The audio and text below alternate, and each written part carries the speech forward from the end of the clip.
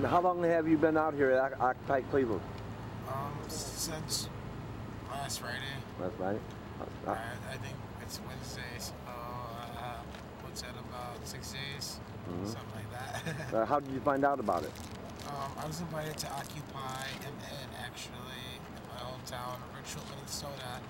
And I ended up moving here to Cleveland, and I saw it on the news. I saw Aaron actually talking to one of the newscasters, and like I thought to myself, like, hey, I can do this in spirit, with my brothers and sisters in Minnesota.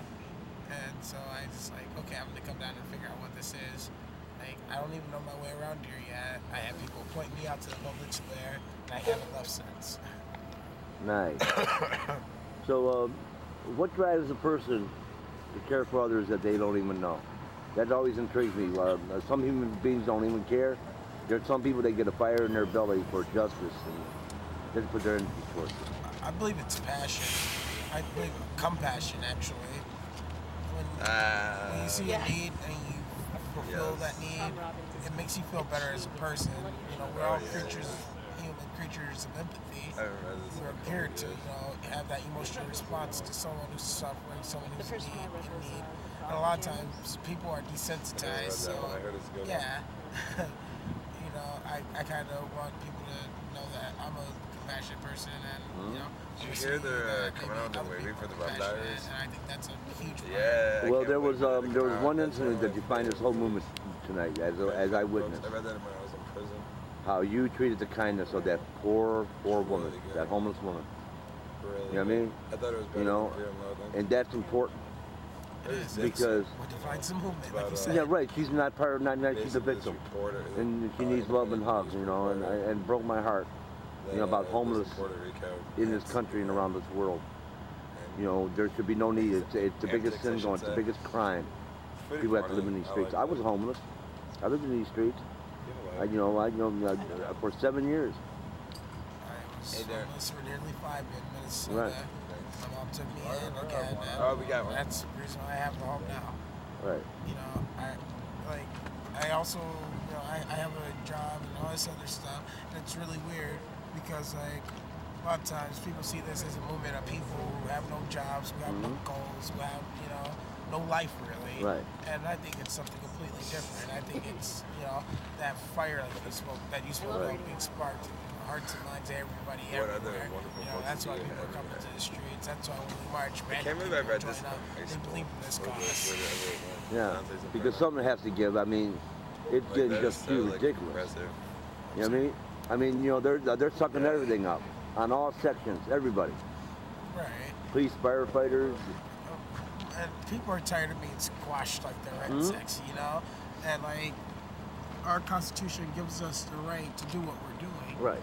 And so we're patriotic, and I think that's one of the most interesting aspects of this whole thing that's going on.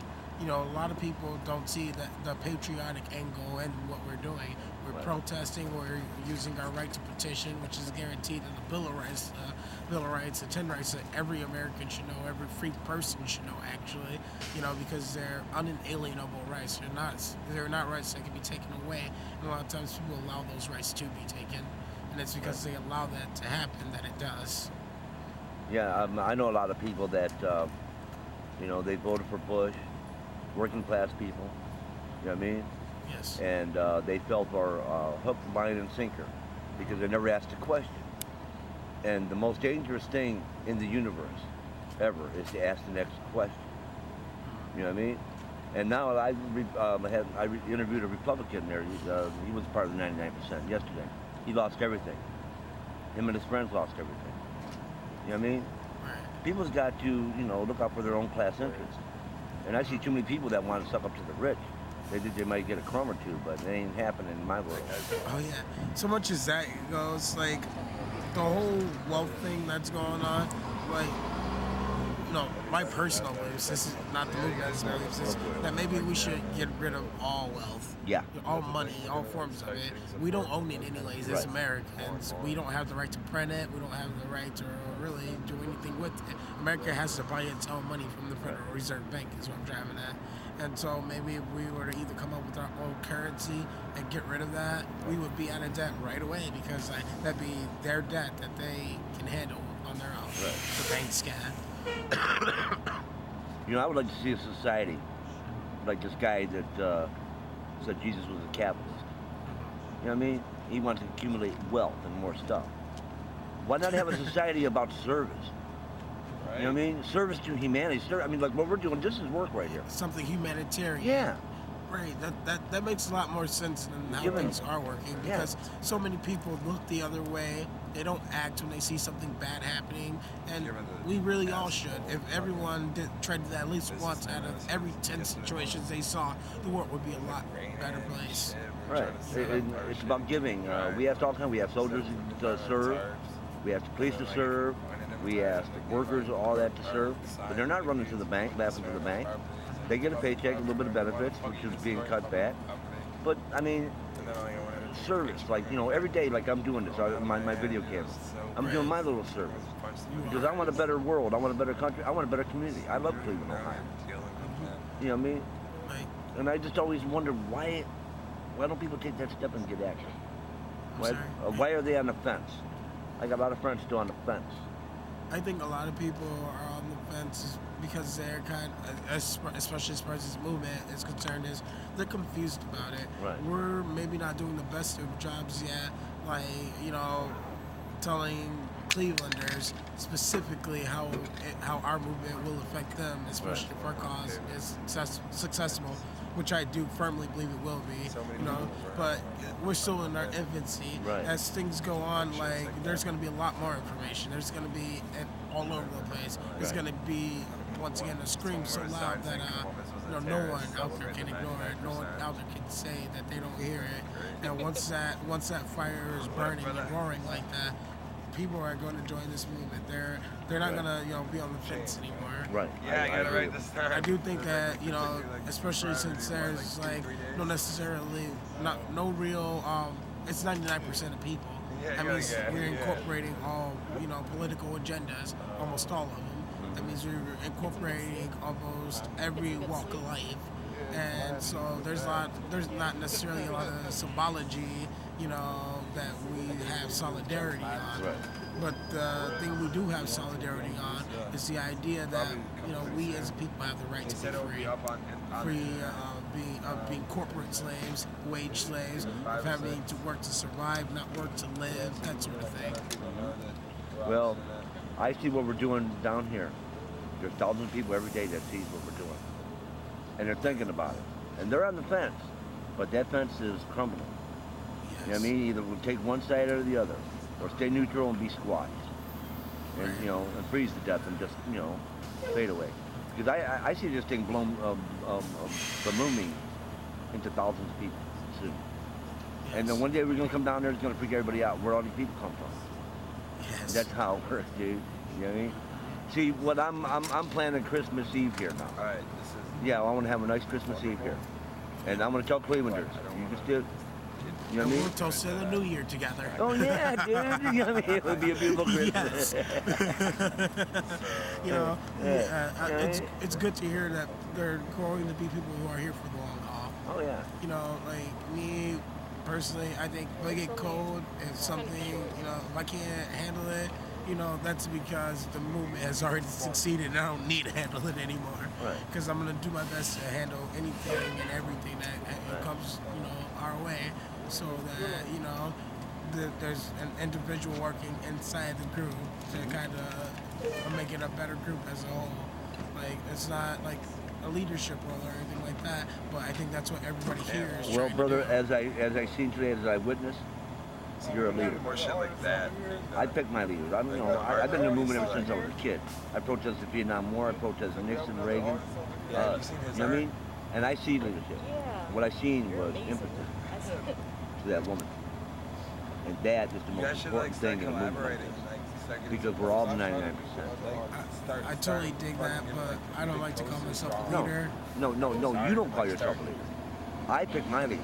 Okay. I see leadership. I mean, leadership don't pick me. But I see leadership. I see a lot here. You know what I mean? I see young people like Karen, and that's really impressive people of my generation. Because we spend decades in the trenches, pleading with people to wake up and stand up for their rights. And we never gave up, and there's a good cadre of people in Cleveland, Ohio, that dedicates their whole life. You know what I mean? And to me, they're the real heroes. A lot of them are not with us no more. I got them on videotape. I'm making my heroes walk. People that stood up for humanity their whole life. You know what I mean?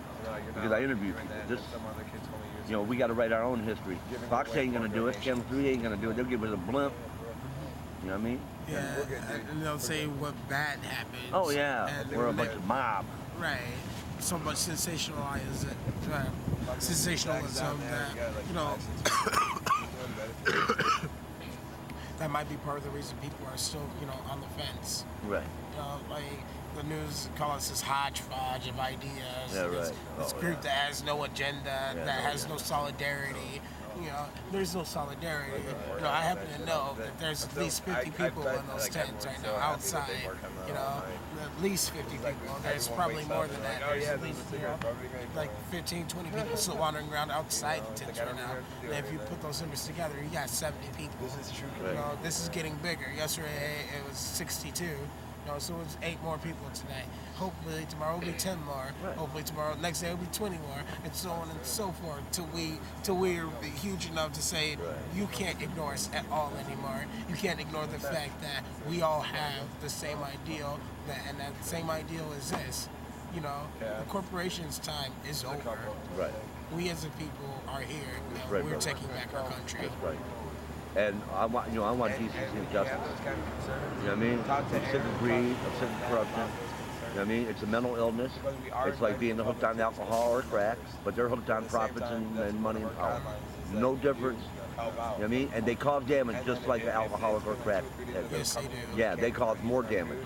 That poor soul, that poor woman. You know what I mean? That, you know, that is an indictment. And you know what we're gonna have here, brother? We're gonna have a court trial.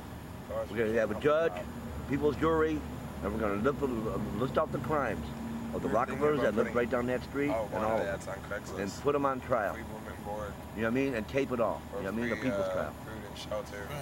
You know what I mean? You know, for let another human being be in this cold and all that without no one caring, and with all these buildings being empty.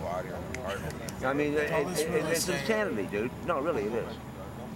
And we call ourselves a so-called Christian nation. Like something that's, you know, this is once again not a reflection on the movement, because I'm going to keep on reiterating that. Right. But something that has always kind of bugged me is, you know, how we as Americans are really, really, really quick to go and donate our time, our money, ourselves to other countries. When we have a massive problem right here in our own backyards. Right, yeah, but brother, when we donate all that money, it usually goes to a dictator or a corrupt politician and his family, and they siphon from the top. The people never see it. You know what I mean? You know, just like in Afghanistan, in Iraq, dude. You know, it's over $1 billion is missing in cash. There was $100 million right. A whole pallet came up and disappearing. But you don't got guys guarding that. How could $100 million just in a pallet magically disappear? Now, why would it be in a pallet? Yeah, right. Well, nobody guarding that? Yeah, these people are insane. What they do with their money is insane. And once again, actually, I should say it's not our money. The Federal Reserve money that we use. What they do with that is insane. You know, like reading that the Federal Reserve gave away $16 trillion worldwide to, you know, the corporations that needed to be bailed out. Right. Like that's shocking. And it's disgusting. Well, brother, I'm gonna do a 15-minute limit. That's how much I can get on YouTube. So, and what's your name, brother? I'm Darian. Well, hey, thank you for your service to humanity, man. Thank you for really, man. I love it. God bless you.